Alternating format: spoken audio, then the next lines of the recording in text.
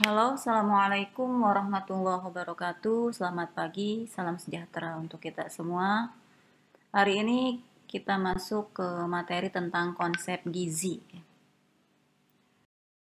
Adapun capaian pembelajaran pada materi ini adalah mahasiswa mampu memahami konsep kebutuhan gizi, keamanan gizi dan teknologi gizi dalam siklus reproduksi perempuan.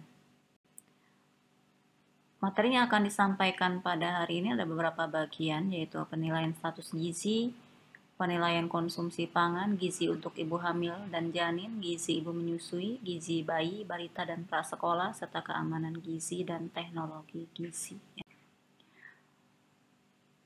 Seperti kita tahu ya, gizi itu kaitannya dengan nutrisi atau nutrien ya. Kaitannya berarti dengan makanan dan minuman yang dikonsumsi oleh manusia untuk kehidupan sehari-harinya. Nutrien atau zat gizi itu zat yang terdapat dalam makanan dan sangat diperlukan oleh tubuh kita ya untuk diproses melalui proses metabolisme. Nanti akan masuk ke dalam metabolisme karbohidrat, kalau itu jenisnya karbohidrat, metabolisme vitamin, metabolisme protein, metabolisme lemak ya. Nah, jadi mulai dari proses makanan itu dicerna ya, kemudian diserap makanan itu di usus halus, kemudian disebarkan ke seluruh target-target yang akan dicapai melalui aliran darah sehingga menghasilkan energi dalam bentuk ATP, ADP, ya, DNTP dan sebagainya. Tujuannya untuk apa kita mengkonsumsi makanan atau mengkonsumsi zat gizi, yaitu untuk pertumbuhan tubuh kita ya, untuk pemeliharaan jaringan tubuh, untuk proses biologis yang ada di dalam tubuh kita, yaitu untuk kerja sel, kerja jaringan, kerja organ ya, untuk misalnya apa, kalau kasus misalnya sakit, penyembuhan penyakit ya, kemudian untuk meningkatkan atau menjaga daya tahan tubuh kita. Jadi sangat penting nutrien atau zat gizi yang diperlukan oleh tubuh kita. Ya. Kemudian juga kita perlu mengenal istilah nutritur atau nutrition atau gizi. Nah, itu adalah keseimbangan antara zat gizi yang masuk ke dalam tubuh atau intake dari makanan yang kita konsumsi dengan gizi yang dibutuhkan untuk keperluan proses metabolisme tubuh. Jadi yang masuk itu harus sesuai dengan kebutuhan yang akan diproses di metabolisme. Makanya kita makan itu kan tidak boleh berlebihan dan tidak boleh kekurangan. Sehingga kan kalau dalam hadis itu ada ya, sepertiga untuk makan, sepertiga untuk minum, dan sepertiga untuk bernapas. Jadi makanlah ketika Anda merasa lapar dan berhentilah ketika Anda sebelum kenyang. Ya. Jadi kenapa ketika lapar itu Anda harus makan? Karena makanan itu tidak akan terasa nikmat ketika kita misalnya sudah kenyang itu masih makan. Makanya berhentilah sebelum kenyang. Kemudian ada nutritional status ya, atau status gizi. Itu keadaan yang diakibatkan oleh keseimbangan antara asupan zat gizi ya. Jadi asupan zat gizi yang dikonsumsi oleh makanan kita dengan kebutuhan zat gizi yang diperlukan untuk proses metabolisme di dalam sel kita kan, di dalam tubuh ya. Sehingga setiap individu itu membutuhkan asupan zat gizi yang berbeda antar individu. Mungkin si A 2000 kilokalori, si B 1000, si C 1500, si D lebih, tergantung tadi ya individunya. Nah, hal ini tergantung pada apa saja, faktor apa saja sih yang mempengaruhi gitu kan, sehingga harus berbeda gitu kan asupannya. Usia ya, jenis kelamin, aktivitas ya, misalnya kalau aktivitasnya berat mungkin ya itu perlu asupan gizi yang cukup baik juga dibandingkan yang aktivitasnya sedang-sedang saja atau bahkan ringan ya, misalnya tidak ada aktivitas fisik yang berat ya tuh. Selain itu juga berat badan dan faktor lainnya. Jadi itu harus diperhatikan juga untuk mengetahui berapa asupan gizi yang harus kita konsumsi per harinya gitu. Indikator status gizi ya. Jadi indikator status gizi ini adalah tanda-tanda yang dapat diketahui untuk menggambarkan status gizi seseorang. Jadi seseorang yang menderita anemia itu tanda bahwa asupan zat besi tidak sesuai dengan kebutuhannya.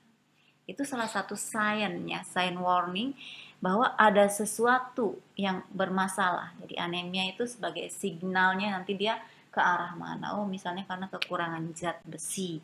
Oh, misalnya karena ada infeksi dan lain sebagainya. Itu ya.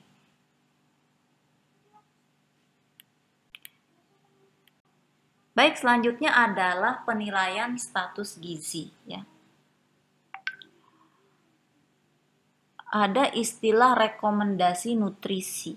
Ini seperangkat tolak ukur yang digunakan sebagai standar untuk mengukur energi dan asupan zat gizi tadi, orang yang sehat.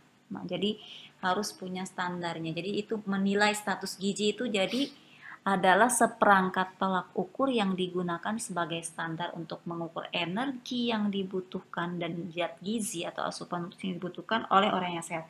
Berarti beda antara kebutuhan gizi orang yang sehat dengan orang yang sakit.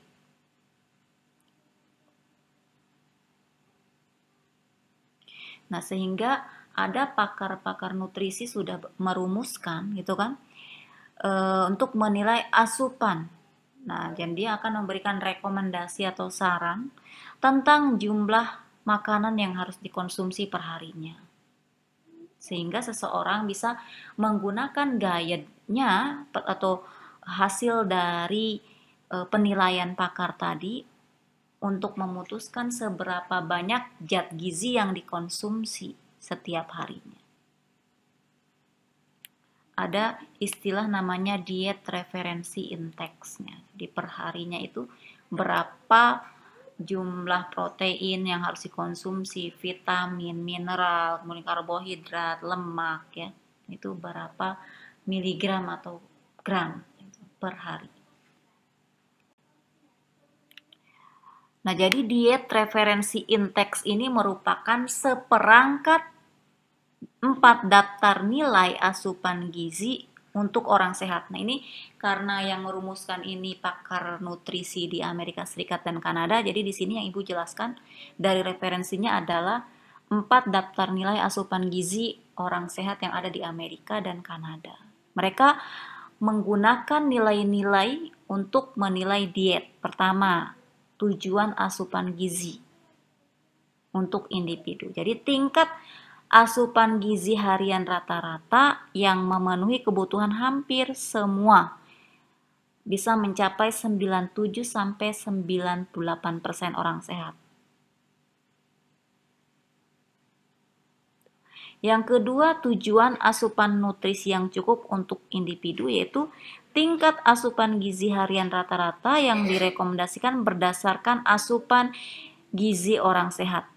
Nah, ini bisa dilakukan penelitian ya, dalam tahap kehidupan dan kelompok gender. Jadi apakah pria atau laki itu kan beda ya asupan gizinya, pria atau perempuan maksud Ibu ya, dan dianggap memadai. Kemudian tingkat asupan atas yang dapat ditoleransi. Nah, ini asupan gizi harian rata-rata tertinggi yang mungkin tidak menimbulkan risiko toksisitas bagi hampir semua individu sehat pada tahap kehidupan dan kelompok gender tertentu. Ya. Oke, ini juga harus ada risetnya ya tentang gizi dan kebijakan menjadi dasar penetapan nilai diet referensi index. Jadi berapa asupan zat gizi yang harus dikonsumsi oleh orang sehat per harinya. Oke, itu silakan selanjutnya bisa dibaca ya. Di sini ada guideline-nya. Jadi jenis makanan apa saja? Nah, ini adalah piramida makanan. Nah, jadi gaya piramida makanan seperti ini ya. Jadi kita bisa mengkonsumsi eh, apa yang paling banyak dikonsumsi ini seperti karbohidrat ya. Ini sumber karbohidrat, ada roti, ada sereal, ada nasi ya. Kalau orang Indonesia kan makannya nasi ya.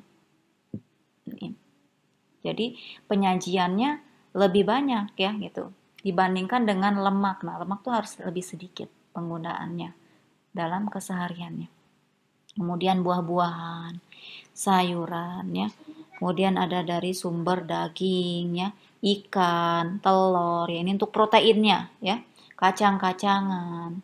Kemudian juga ini ada untuk energi ya, dan lain sebagainya. Di sini ada cheese, ada yogurt, ada milk ya, susu ya. Nah, ini piramida makan. Jadi semakin ke atas itu harus semakin sedikit yang dikonsumsi oleh tubuh kita.